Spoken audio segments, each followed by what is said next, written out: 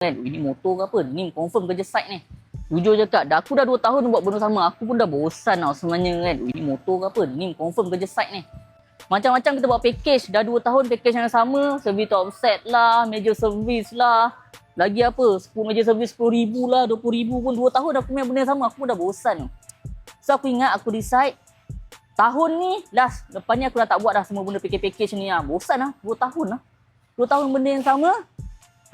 Aku cakap awal-awal, bulan ni, tahun ni, last aku buat package ni, lepas tu bagi harga promo hujung tahun ni, lepas ni dah tak ada dah. Lepas ni, memang aku dah tak buat dah package ni. Dia asal ada, dia ada lagi, tapi dekat bengkel memang kita tak promote dah lah. Dia dengan harga yang sedia ada lah, tak ada diskaun-diskaun apa semua dah tak ada dah kan. Sebab bosan lah, 2 tahun benda yang sama kan. So aku ingat, tahun depan, start pada tahun depan, aku banyak fokus kepada package-package baru untuk motor-motor baru lah. Banyak, contoh macam motor ni, macam Vario banyak masalah apa, gasket terbakar, so coolant tendang. Macam motor ni mileage baru berapa dah kena. Banyak lagi dah package-package baru untuk motor-motor baru. Yelah, maknanya 2 tahun aku bosan, korang pun bosan sebenarnya kan. Ke korang ada idea?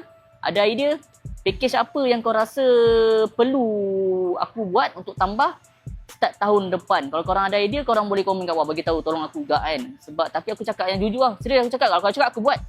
Memang semua package yang sedia ada sekarang memang tahun ni akhir, lepas aku tak buat dah. So untuk korang mana yang nak servis motor korang tu, boleh lah. Sebab sekarang ni hujung tahun pun kita tengah ada promo hujung tahun lagi. Harga pun tengah murah, macam-macam kau boleh buat. Nak meja servis, servis top set, apa lagi, servis CVT dah, macam-macam lagi lah. Nak tukar tayar pun boleh, tukar minyak hitam, datang je. Mana-mana cawangan dan garaj. Kita ada 15 hari lagi, 5 tambah 5, 15 hari lagi. So untuk korang just PM je kita, datang, tak ada masalah. So Papal kontak je kita.